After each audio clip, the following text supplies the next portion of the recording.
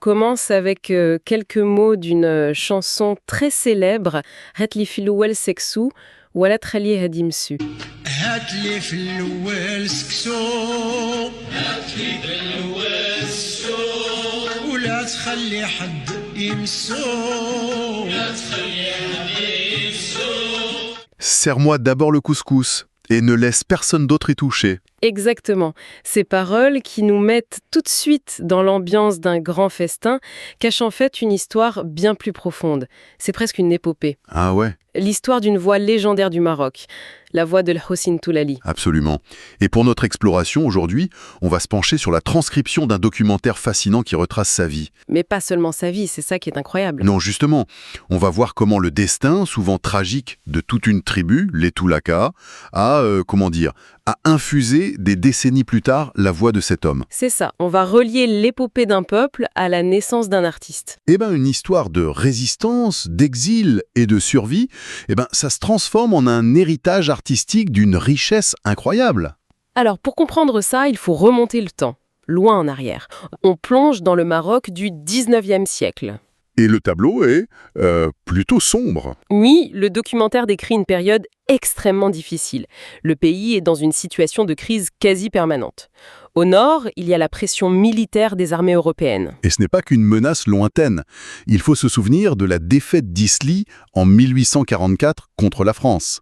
C'est un choc terrible. Ça a révélé la faiblesse militaire du Maroc. Oui, et derrière ça, il y a des traités commerciaux désavantageux, une ouverture forcée au marché étranger qui appauvrit tout le monde. L'État, les artisans, le pouvoir central, le Marsenne, est vraiment acculé. Et pendant que le pouvoir est affaibli sur la scène internationale, à l'intérieur du pays, c'est le chaos. La transcription parle de sécheresse, de famine à répétition. Sans parler des épidémies. Le documentaire mentionne la peste, le choléra, qui ont fait des dizaines de milliers de morts dans les grandes villes. Fès, Rabat, Marrakech. C'est un climat de fin du monde. C'est dans ce contexte que le Makhzen, pour essayer de renflouer ses caisses, va durcir sa politique. Il va faire pression sur les tribus. Une pression fiscale qui devient vite écrasante. Voilà, le documentaire en liste plusieurs de ces impôts. On a la chour, le mex, le tartib, qui est un impôt sur les récoltes. Et par-dessus tout ça, Il y a la hadia. la fameuse Adia. Littéralement, c'est un cadeau de loyauté, mais ça n'a de cadeau que le nom. C'est un tribut, exigé 3 fois par an. Un véritable fardeau. Pour une tribu qui vit dans une oasis fragile, avec des récoltes incertaines, c'était la goutte d'eau. Et c'est là qu'on arrive à notre tribu. Au milieu de ce chaos, on trouve les Aït Oulal, qu'on connaîtra plus tard sous le nom de Toulal. C'est une tribu amazighe des oasis de Guéris, dans le sud-est. Le film les décrit comme une tribu qui n'est pas spécialement riche, mais qui est réputée pour une chose, sa dignité. On dit que ces hommes sont courageux, qu'ils ont un sens de l'honneur très élevé. Et surtout, qu'ils n'acceptent pas l'humiliation. Et c'est ça qui va tout déclencher. Ils prennent une décision radicale. Ils refusent de payer la hadia. Et là, le documentaire est très clair sur un point, c'est crucial. Oui, ce n'est pas une rébellion contre le sultan. Ils le respectent. C'est un refus de se soumettre à l'injustice des collecteurs d'impôts. Des collecteurs décrits comme étant sans pitié et cupides. Leur combat est pour la dignité, pas pour le pouvoir. Évidemment, le Makhzen ne peut pas laisser passer ça. Ce serait un mauvais exemple. Il envoie donc un de ses chefs les plus redoutables pour les mater. Le caïd Brahim Asmar. Et là, on s'attend à une répression rapide, sanglante. Mais pas du tout. Les Toulal résistent. Ils livrent plusieurs batailles et, à la surprise générale, ils tiennent tête. Ce qui en dit long sur leur détermination. Ils sont moins nombreux, moins bien armés, mais ils se battent pour leur honneur. Le caïd Brahim Asmar, qui est visiblement un bon stratège, comprend que la force ne suffira pas. Ne suffira pas, ou que ça coûtera trop cher. Alors, il change de tactique. Et c'est là que l'histoire bascule dans la tragédie. Il passe de la force à la ruse. La plus cynique qui soit. Il fait une proposition incroyable aux chefs de la tribu.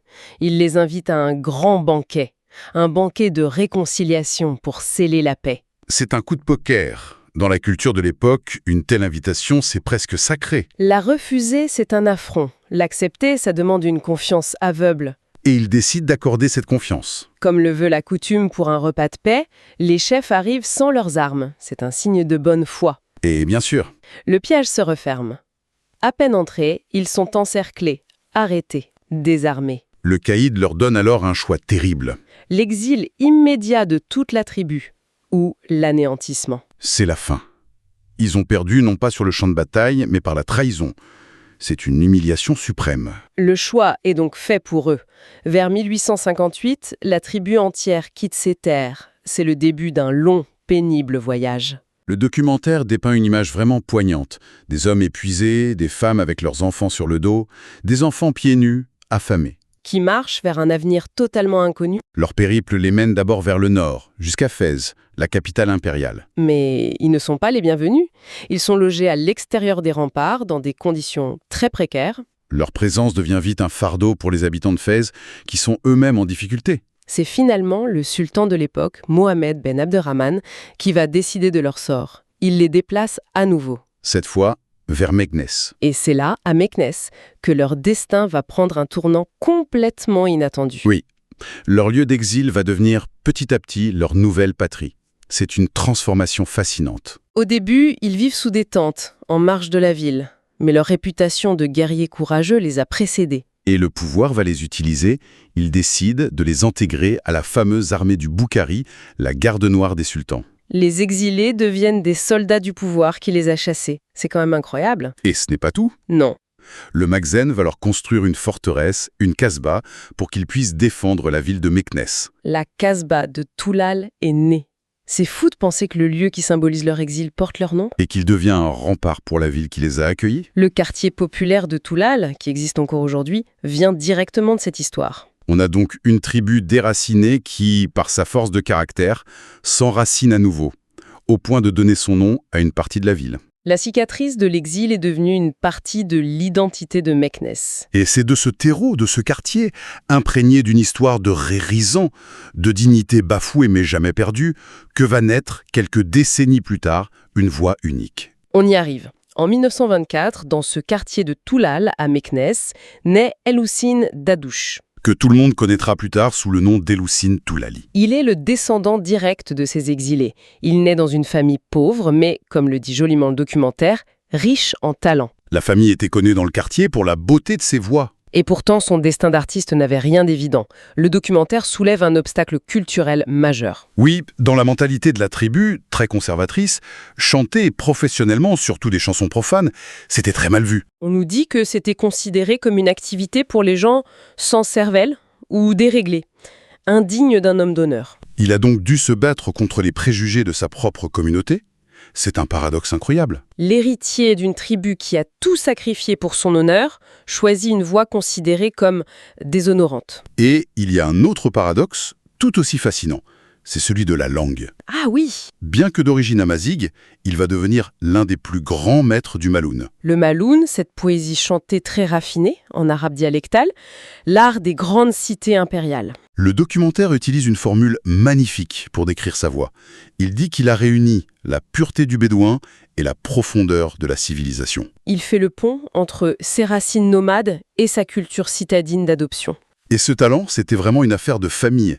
Il y a une anecdote touchante dans le film. Celle sur son frère. Oui, on raconte que son jeune frère avait une voix si belle qu'il enchantait les passagers du bus numéro 17, à Meknès, juste en chantant pendant le trajet. C'est une belle image. Ça montre que le talent était là, brut. Mais le destin, ou peut-être une volonté hors du commun, a choisi El-Houssine pour porter ce talent à l'immortalité. Son ascension se fait d'ailleurs progressivement, presque en secret au début. Il fréquente les cercles de dhikr. Les séances de chants religieux soufis. C'est ça, dans la vieille ville de Meknès. C'est là qu'il apprend des centaines de poèmes, qu'il travaille sa voix, sa mémoire.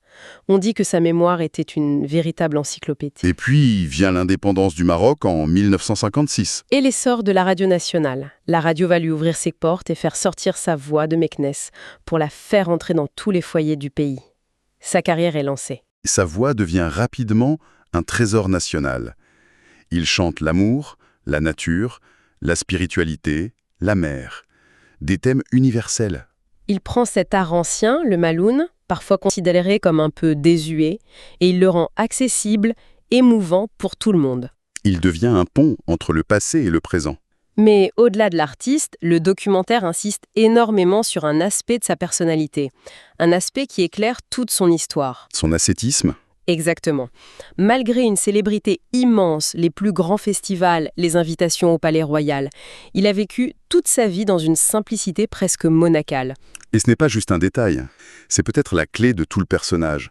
On peut y voir une forme de protestation silencieuse. C'est-à-dire? Dans un monde où la célébrité rime souvent avec la richesse matérielle, lui, il a fait le choix inverse. C'est une manière de rester fidèle à la valeur de sa tribu, l'honneur avant les biens matériels. C'est un rappel vivant de l'injustice, de la cupidité des collecteurs d'impôts qui a causé l'exil de ses ancêtres. Et c'est une perspective très puissante. Il y a une phrase dans le documentaire qui résume tout. On dit qu'à sa mort, en 1998, il était riche de ce qu'il a donné et pauvre de ce qu'il a laissé. Il ne possédait pas de maison, il n'a laissé ni fortune, ni palais, rien. Son héritage est totalement immatériel. C'est son art, un art qui continue de vivre. Ce détachement des biens matériels, c'est le miroir inversé de l'avidité qui a causé la chute de ses ancêtres. Exactement. Ils ont été exilés pour une question d'argent, et lui, leur descendant, a conquis le pays tout entier en vivant comme s'il ne possédait rien. La boucle est bouclée. La tribu Toulal, qui a résisté par les armes, a donné son nom à un lieu, un quartier. Et El Hussein Toulali, un fils de cette tribu, a donné sa voix au monde, et à travers elle, il a rendu cet héritage de dignité immortel. Finalement, on ne peut pas comprendre la profondeur de sa voix, cette mélancolie qu'on y entend parfois, sans connaître la souffrance et le déracinement qui ont forgé son peuple. C'est ça. De cette douleur est née une voix qui, au XXe siècle, est devenue un symbole de la mémoire et de la culture marocaine. Comme le conclut si bien le documentaire, l'histoire de la tribu Toulal et la voix de l'artiste Toulali continueront d'être racontées. L'art devient le gardien de la mémoire, un peu comme la terre qui protège les racines d'un vieil arbre. Et ce qui est remarquable, c'est qu'il ne chante presque jamais directement cet exil, ce traumatisme. Non, jamais. Il ne chante pas la complainte de son peuple, il sublime le traumatisme. Sa musique, qui célèbre la générosité, la convivialité, devient une sorte de contre-récit. C'est la réponse de la tribu, mais avec une culture de l'abondance pour effacer le souvenir de la perte. Et pour finir, revenons à notre chanson du début. Hatlif Lawel Seksou. La source cite la suite des paroles et c'est une liste de plats incroyables qui défilent. Le couscous aux 7 légumes, la tfaya sucrée, la sefa aux amandes. Le méchoui fondant, la kefta grillée, la mkharka au miel. Ce n'est pas une liste de courses, c'est une ode à la vie, au partage. Et c'est là que réside la question la plus fascinante, je trouve. Comment un art qui puise ses racines dans une histoire de faim, de perte et d'épreuve peut-il devenir l'expression ultime de l'abondance et de la joie de vivre? C'est une excellente question. N'a pas été de survivre à l'exil, mais de donner naissance à un artiste capable de transformer le souvenir de la faim en une invitation éternelle au festin.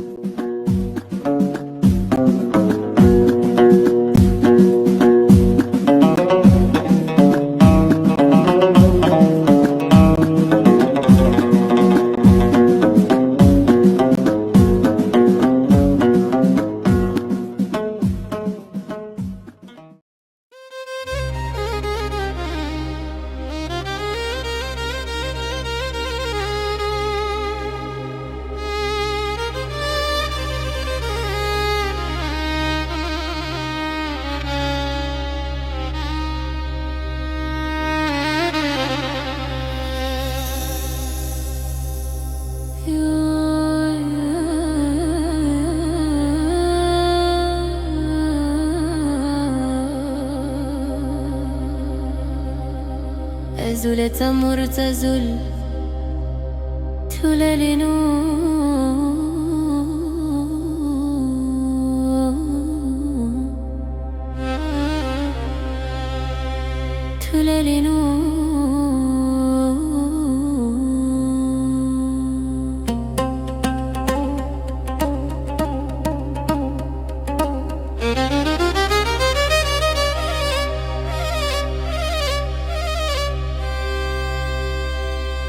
Ma terre j'ai quitté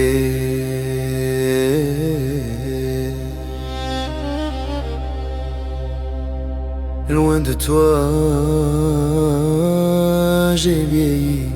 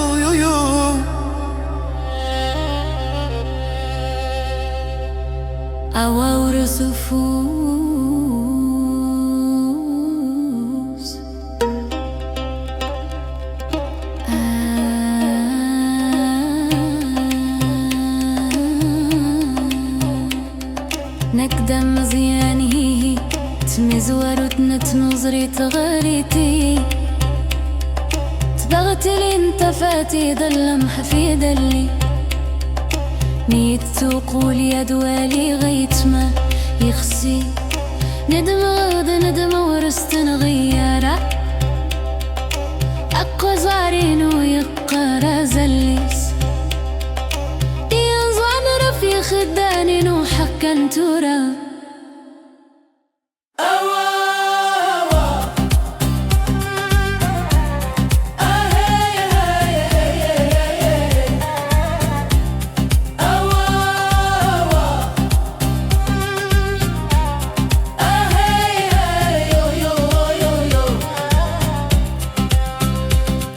مشيت من الدار صغير وخليت اللي يبغوني لا دموعي تسيل في ترابك لا هم يتقل كتافك أتم وطينو أنت روحك أوات للينو أوات للينو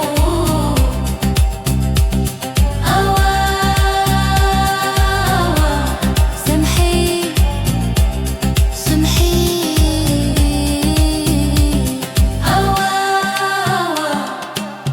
أتمرتي نوت تردد ولي تولالي نوت تراي غدي تدفن غف ودمي دي مقطعون أيني غدي في الغربة وريت شوارع أخشى من إيمان يلدد مغلي صدق غسو سرام غير وخامي يسمن مدد التافة دي تمدي تنولي هتمرتي نور تتور دارا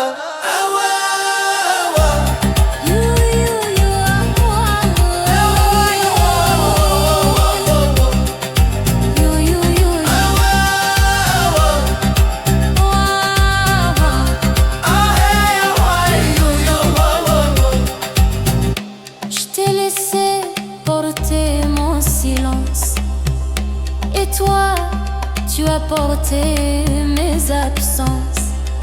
Tes rides me parlent, elles disent tu as grandi loin et moi j'ai attendu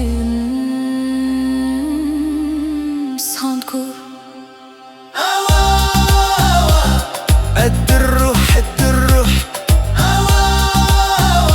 تولال تولال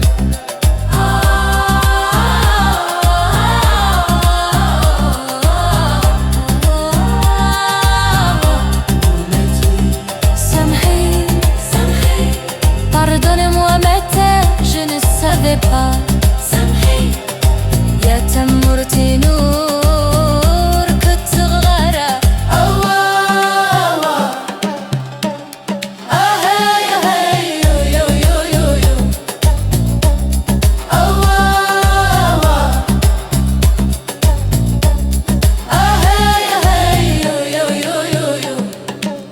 Je reviens, même si je suis tard. Tout l'air